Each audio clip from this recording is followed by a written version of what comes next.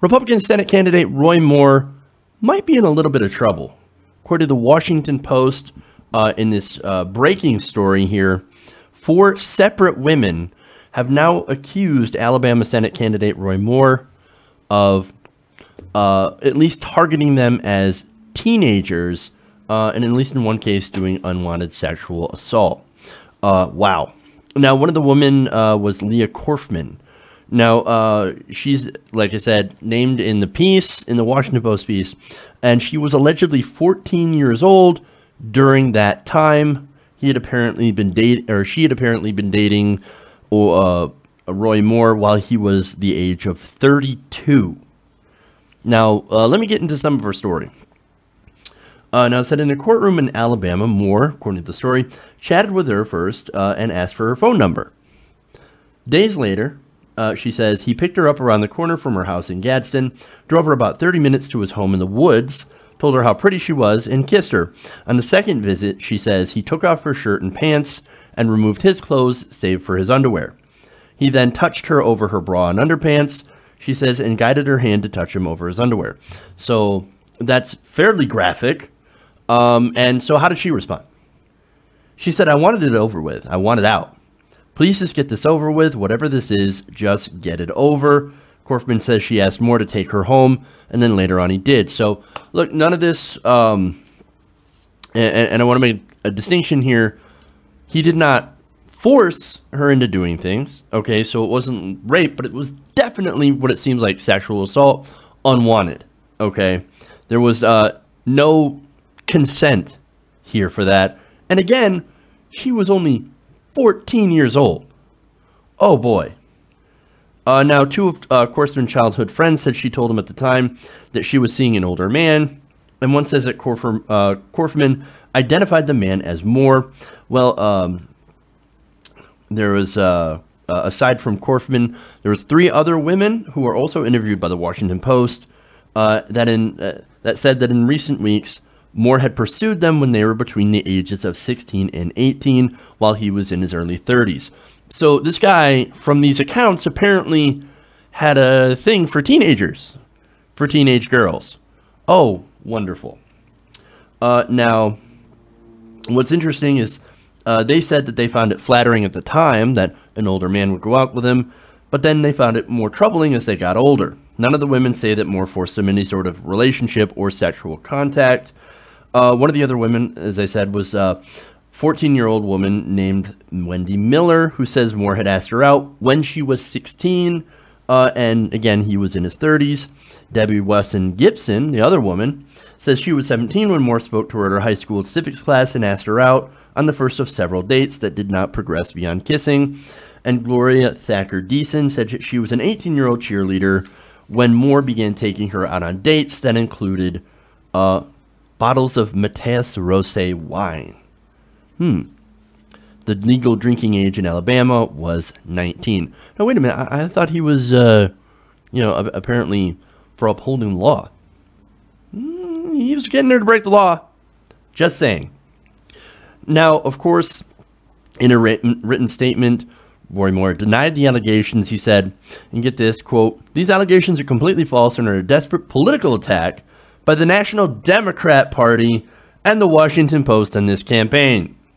The campaign said in a subsequent statement that if the allegations were true, they would have surfaced during his previous campaigns, along with, quote, adding, "This garbage is the very definition of fake news."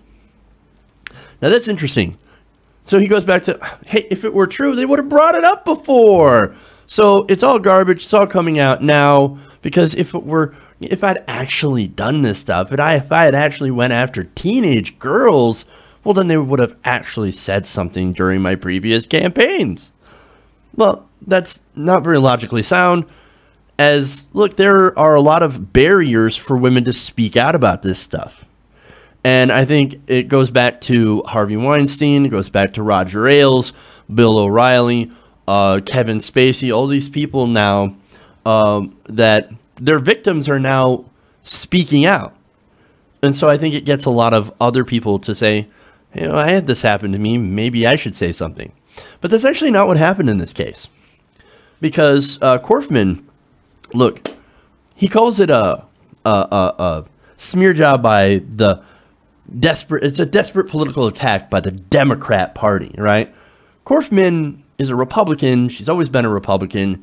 She voted Republican in the last 3 elections. She even voted for Donald Trump in 2016. That doesn't sound like somebody who's a Democratic plant. I'm just saying, why would she speak with Democrats? Why would she side with Democrats in an effort to smear Roy Moore when she's a very conservative person? That's weird. And on the other question of why didn't she come out with it sooner? Where she says she thought of confronting Moore personally for years, right? So this isn't like, oh, I'm going to go talk to the New York Times or the Washington Post. No, I want to talk to him personally about how uncomfortable I was that you actually did this to me and tried to take advantage of me in such a way. But she said she didn't. Now, she said she almost came out forward publicly during his first campaign for state Supreme Court in 2000, but decided against it because her 2 children were still in school and that she had worried about how it would affect them. So all this stuff getting out into the news, she worried that, man, what if my kids come under attack by people who support Roy Moore?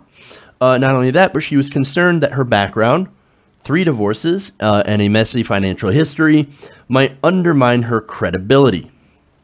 She said, quote, "There's no one here that doesn't know that I'm not an angel," referring to her home in Gadsden. But here's the thing, right? That shouldn't actually matter.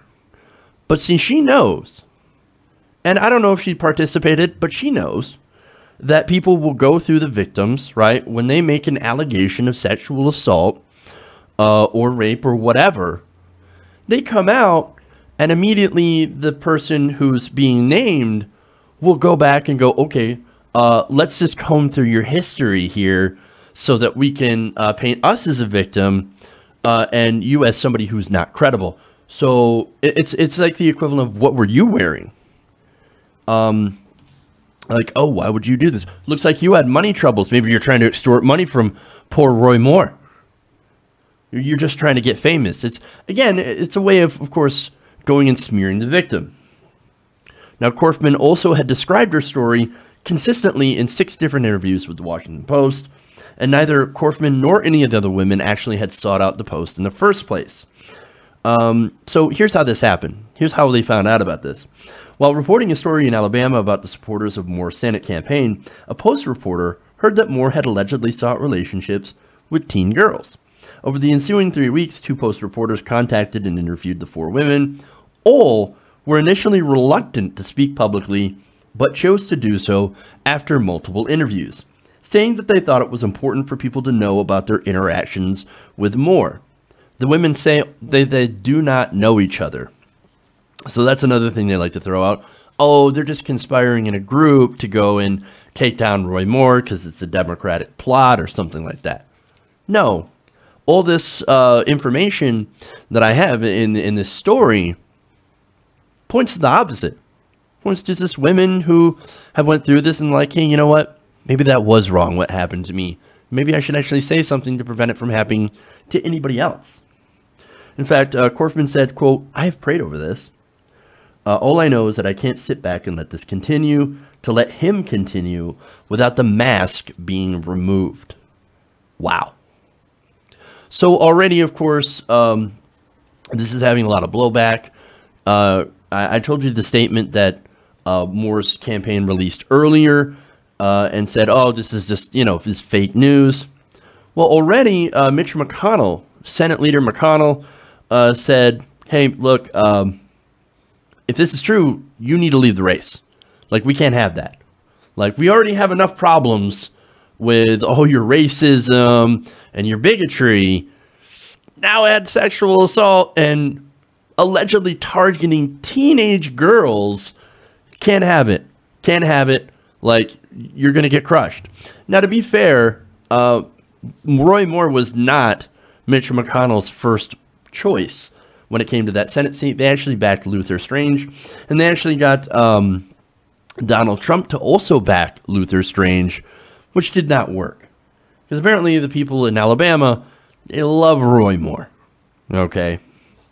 And of course, now you're going to see a lot of the conversation turn away from the women and more into, well, this is the establishment. This is going after a true conservative. How dare they attack Roy Moore? How dare they get these women to go and attack Roy Moore? This didn't actually happen. It's fake news. They're lying. So you're going to see all those sorts of smears.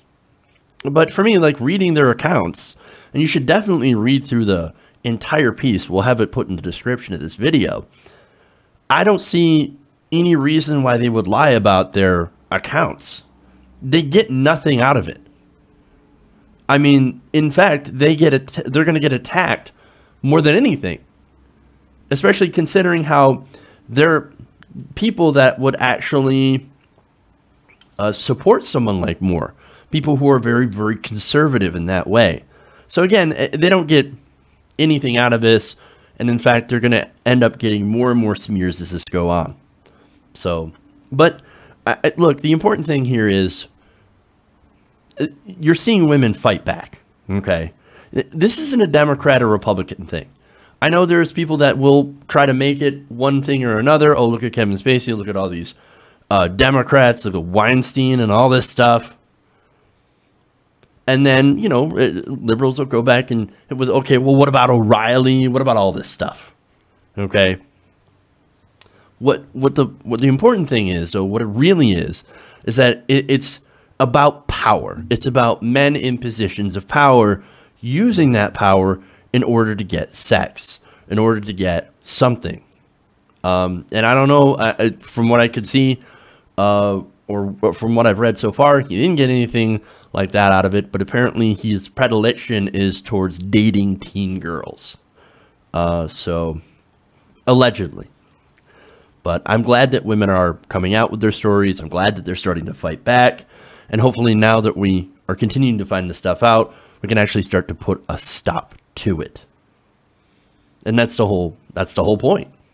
To prevent this from happening to another young girl. Hey everybody, thanks for watching this video. If you want to see more like this, please hit the subscribe button below. And if you want to support truly independent progressive media, please consider becoming a patron at patreon.com/TYTNation.